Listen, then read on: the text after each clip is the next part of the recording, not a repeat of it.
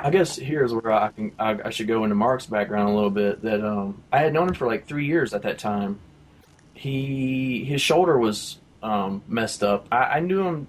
He had a bunch of surgeries, but the time that I knew him, he had at least two or three. He had a stainless steel screw put in that he got drunk and ripped out within a week.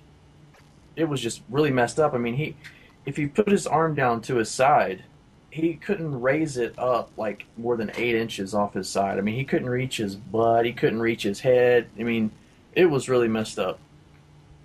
And he wasn't working. Actually, I didn't have a job at the time either, but he wasn't working. He couldn't work, and he was waiting on a settlement from insurance or workers' comp or something.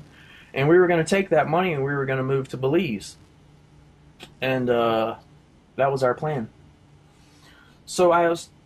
Oh, well, let me go a little bit of history on Mark. Mark grew up in Wisconsin. I think his some of his family was partially Mormon, but his mom was into witchcraft, and she would summon demon spirits. And he actually remembers seeing these demons, like they were kids. They looked like kids, but they would like taunt him and stuff.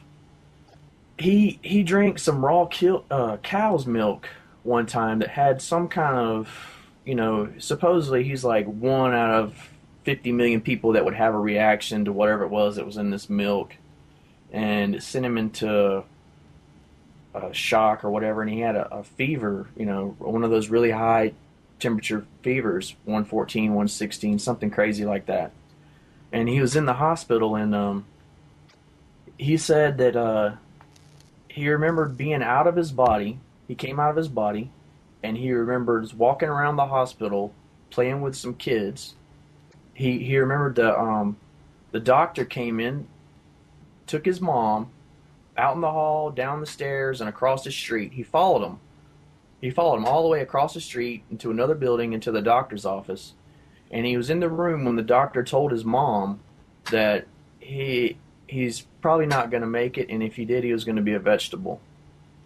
And the family breaks down or whatever. And he remembers he goes back, and at some point, I think a hole opened up in the ceiling or something, and an angel came in and said, come with me.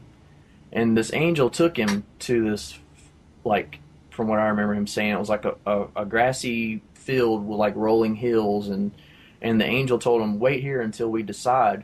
And he said he just remembers running around chasing butterflies until he woke back up in his body. And told his family about all that happened, and they were just like blown away because everything he said is exactly what happened. He's got some other weird experiences similar to that, I guess. And but anyway, this is who Mark is. And so I'm telling him about this church, and he's like, he was interested, and he wanted to go check it out.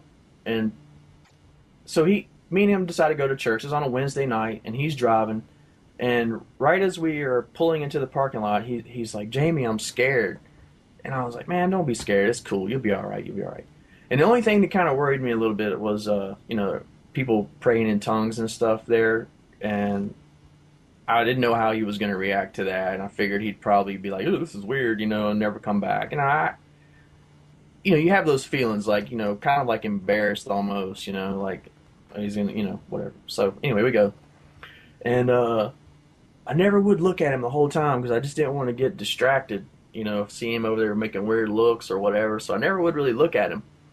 And at the end of the service, the pastor pointed to him and called him up to the front. He said, come up here. And so he goes up there and he's like, do you have Jesus Christ in your heart? And he's like, yeah. And he's like, well, why don't you raise your hands? Let's make sure. He's like, well, I can raise this arm, but I can't raise this arm. And, blah, blah, blah, whatever's messed up. And he's like, well, you want Jesus to heal that for you? And he's like, sure, if he can.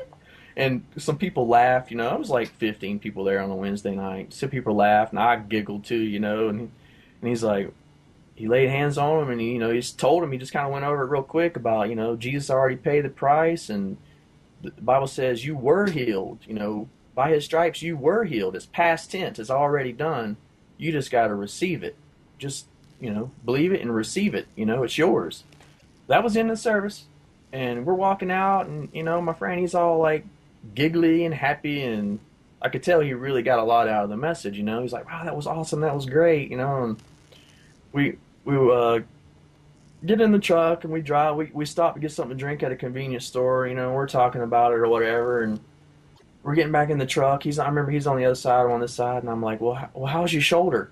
And he goes to lift his arm. He's like, oh, I guess I didn't have enough faith. I'm like, yeah, we didn't really know about having a measure of faith and what that meant, and we're like, okay, whatever, because I didn't really expect anything to happen, and so we go, we make another stop before we get home at the grocery store, and we're walking through the parking lot, and he's like, man, I don't know what he did to me, but I got a tingling going all through me.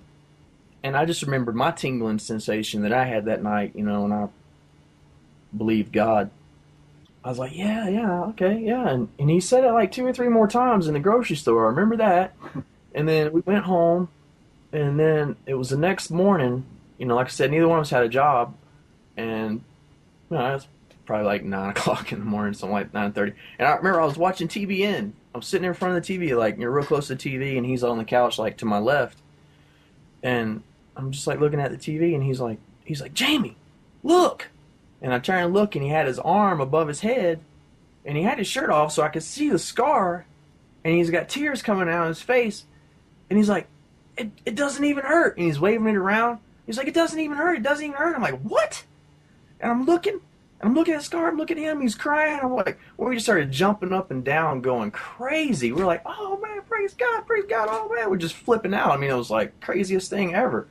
And we go in the kitchen, and he grabs a whole gallon of milk that we had just bought the night before, hadn't even been opened yet, and he's doing curls behind his head, and he's just bawling. I mean, like he's like, it doesn't even hurt. It doesn't even hurt. I was just blown away. I'm thinking in my mind, I'm like, whoa, this is gonna blast everything. I mean, all of our friends are gonna get born again, and this is it. This is, I'm calling up my grandmother, my mom, any of the Christians in my family. I'm like, you're not gonna believe what happened. Telling everybody.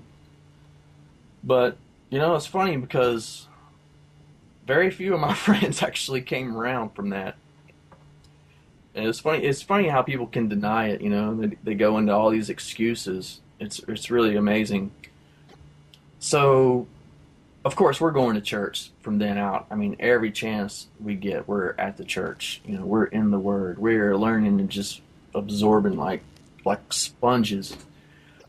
So we went North Georgia mountains, just me, Mark, and my wolf, and up in the Cohutta Wilderness. And we were about 5 miles or so up the trail, and he'd get up earlier than me and go trout fishing, and I'm still sleeping. And when I get up, he comes in. He's like, "Oh, you're not gonna believe what I did." I was out in the river. I can't remember if he was barefoot or in his sandals, but he said his foot slipped and went down into some rocks.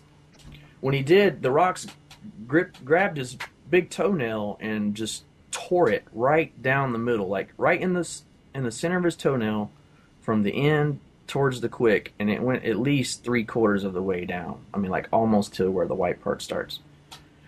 And he shows it to me like that, and it's like split open, like the one side was raised up higher than the other side, and this gob of meat just was hanging, protruding out of the crack, the tear. I was like, oh my God, I mean, I'm picturing in my mind like we have huge backpacks, and he's got to put his boots on, hike out of here. I'm thinking, how in the world is he even going to get his sock on, much less his boot? I mean, but at the same time, I had a sense of peace. I knew that God would get us out of there. I knew that it would be all right. We had another day, at least another day there, I remember. And so that night, we always slept in hammocks in our sleeping bags. And so he's in his hammock, in his sleeping bag or whatever. And, he tells me all this the next morning, but, his toenail kept getting hung up in the sleeping bag, and it would wake him up and like, excruciating pain. And I don't know how many times he did that, but he said at one point he just got up and just grabbed it and was like, in Jesus' name, you're healed. And when we got up the next morning, I can't remember how he told me. I just remember that it was healed. It was like I mean, there wasn't a line there, it wasn't a mark. It was like it had never happened.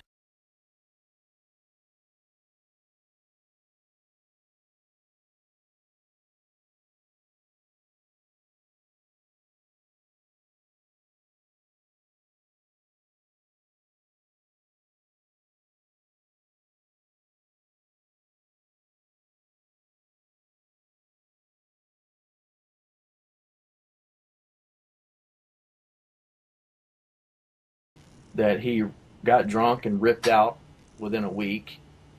It was just really messed up. I mean, if he put his arm down to his side, he couldn't raise it up like more than 8 inches off his side. I mean, he couldn't reach his butt. He couldn't reach his head. I mean, it was really messed up. And he wasn't. I guess here's where I should go into Mark's background a little bit. That I had known him for like 3 years at that time. His shoulder was messed up. I knew him. He had a bunch of surgeries, but the time that I knew him, he had at least two or three. He had a stainless steel screw put in. A little bit of history on Mark. Mark grew up in Wisconsin. I think his some of his family was partially Mormon, but his mom was into witchcraft, and she would summon demon spirits. And he actually remembers seeing these demons, like they were kids. They looked like kids, but they would like taunt him and stuff. He drank some cow's milk one time that had some kind of, supposedly he's like one out of 50 million people that would have a reaction to whatever it was that was in this milk, and it's not working. Actually, I didn't have a job at the time either, but he wasn't working. He couldn't work, and he was waiting on a settlement from insurance or workers' comp or something. And we were going to take that money and we were going to move to Belize, and that was our plan. So I was. Oh, well, let me